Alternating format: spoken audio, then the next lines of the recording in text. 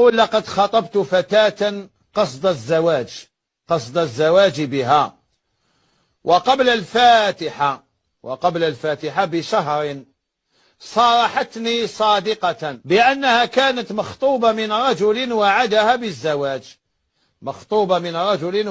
بالزواج، وأنها أخطأت معه.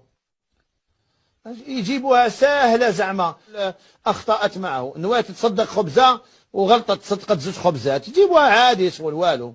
المهم وأنها كانت مخطوبة من رجل وعدها بالزواج، وأنها أخطأت معه ففقدت عذريتها، تركها هذا الرجل، وبعد ذلك خطبها ابن عمها، وبعد أن وعدها بالزواج أخطأت معه، زيد غلطت في الأول وزاد غلطت مع ولد عمها. هذه اللي يخطبها تخطب معها. وبعد ذلك خطبها ابن عمها، وبعد أن وعدها بالزواج أخطأت معه أيضا، ثم تركها ابن عمها، وبعد ذلك تقدم جارهم لخطبتها وخرجت معه وأخطأت معه. الله أكبر، الله أكبر. هذه اللي يجي يخطبها حسبنا الله، لا عسك تجي تخطأ معك الجاية. حسبنا الله ونعم الوكيل.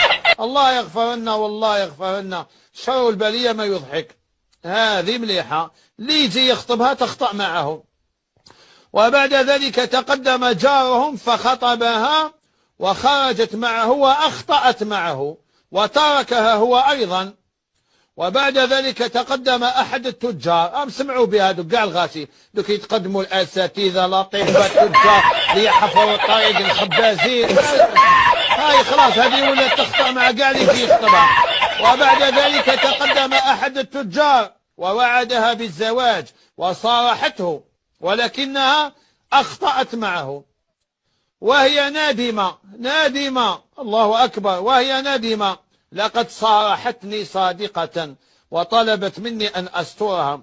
انصحني يا سيدي، فأنا لا أدري ماذا أفعل، ولا تجربة لي مع النساء ولا علم لي، اجعلني كولدك. يا أخويا شفت أنت وين عقلك؟ هذه اللي يخطبها تخطأ معه. دوك أنت تنزيد تخرج معك وزيد تخطأ معها. أوهب قلت لي اجعلني كولدك.